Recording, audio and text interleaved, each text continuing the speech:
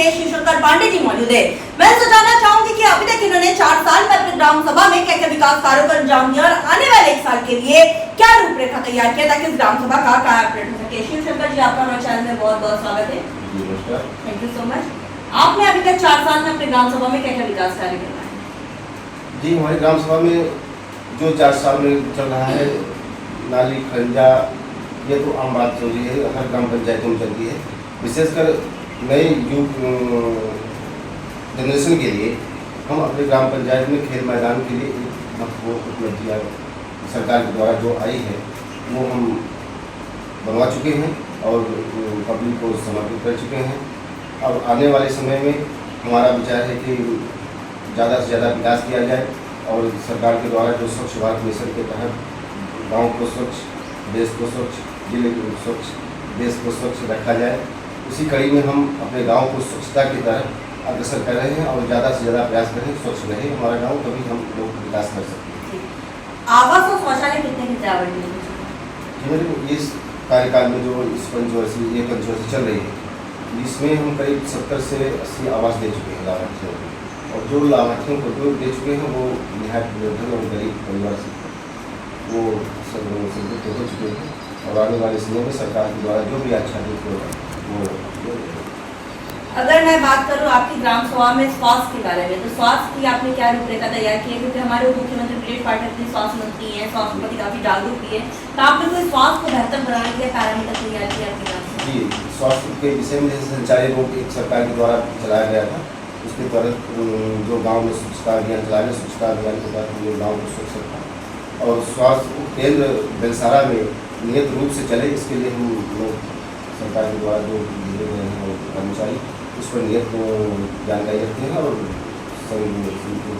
चल। अगर मैं बात करूँ आपकी ग्राम सभा में कोटेदार लेखपाल, तो वो कैसे है? कोटेदार जो भी सरकार के द्वारा दिया जा रहा है अपनी लाभार्थियों को के लिए, तो सब लाभार्थियों को दिया जा रहा है यथाउचित जो भी है 5 किलो 10 किलो 35 किलो जो भी दिया जा रहा है वो सभी लाभार्थियों को पहुँचाया और लेखपाल के माध्यम से जो भी काम गाँव में हर समय हर सप्ताह लेखपाल को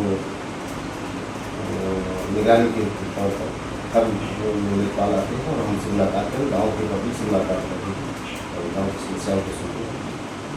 अच्छा, अगर मैं बात करूँ शिक्षा के स्तर में, आपने ग्राम सभा में क्या क्या विकास कार्य को अंजाम दिए? क्योंकि क्या होता है, शिक्षा ही ग्राम सभा की विकास की जननी होती है। शिक्षा के तौर पर हमारा एक सब मिलियन विद्यालय चल रहा है जो आपके पास में आच्छादित है। एक स्थान पर अपने जो शिक्षार्थी लगे हुए हैं और सरकार की 19 बिंदुओं पर मैं बात करूँ तो 19 बिंदुओं पर आपका काम हो चुका है, जैसे विद्यालय का कार्य करते, सचिवालय का निर्माण, आंगनबाड़ी केंद्र। सचिवालय का निर्माण हो चुका है, पूर्ण रूप से समर्पित हो चुका है जनता में।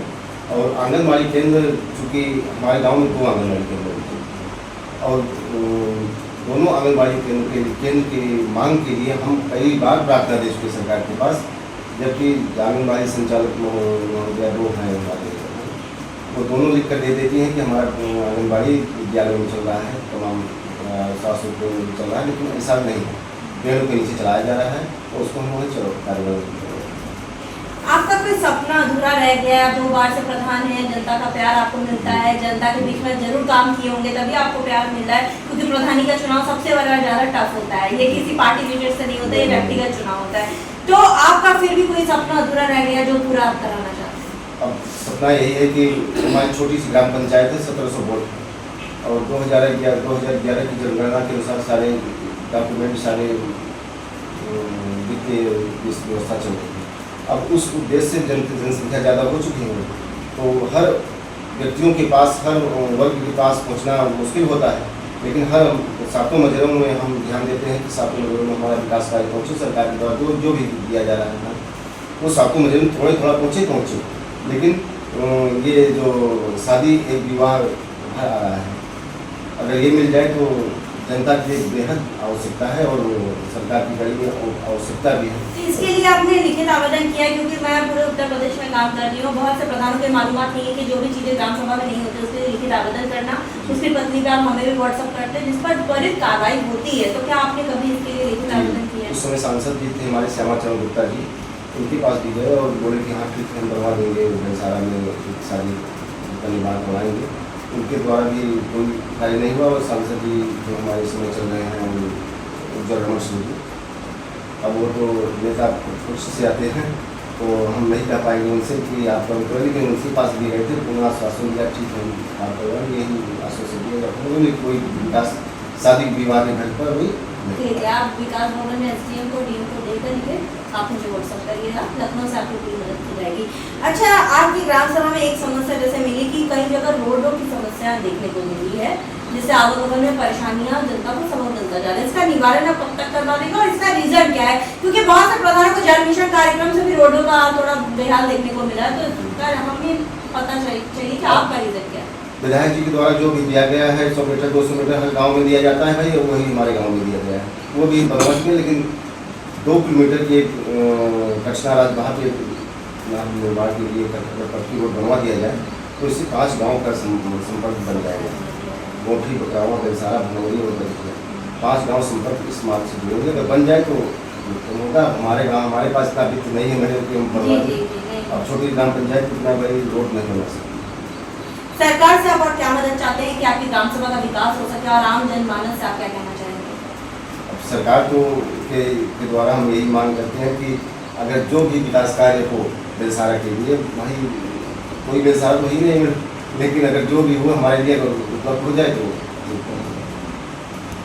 हमारे साथ प्रधान प्रतिनिधि जी मौजूद थे। इनका साफ तौर पे कहना है कि इन्होंने अटक प्रयास किया ताकि इस ग्राम सभा को नंबर 1 ग्राम सभा बनाया जाए। जैसा कि इन्होंने साफ तौर पे कहा, इनका ड्रीम उनका सपना इस ग्राम सभा में एक बारात घर बनाना, जिसके लिए लिखित आवेदन करने वाले, जिसकी प्रतिलिपि हम सरकार तक जरूर पहुंचाएंगे। जब हम ग्राम सभा में सर्वे किए थे, बहुत सी जनता उनसे मुखातिब हुए थे, जिनका कहना था कि कुछ जगह जैसे सड़कों का हाल बेहाल है, जिसमें आम जनमानस को आवागमन में परेशानियों का सबब बनता जा रहा है, जिस पर हमने आपसे वादा किया था। गांव की कहानी प्रधान की जुबानी आप तक ले आएंगे, प्रधान की परेशानियों को भी आपके सामने लाएंगे ताकि हम उनको वक्त दें। इनके पास अभी भी लगभग 1 साल का वक्त है। जैसे जैसे बजट आएगा अपने ग्राम के विकास के लिए प्रधान जी वैसे वैसे काम करेंगे। और वैसे भी 2 बार से प्रधान है, जनता का प्यार, आपका प्यार इनको मिलता आया है, तो जनता के बीच में ये जरूर काम कराते, तभी इनको बार बार प्यार मिलता है। और हमें उम्मीद भी है प्रधान जी आप ग्रामवासी की समस्याओं को इस पर केवल सुनेंगे, उसका निवारण भी करते रहेंगे।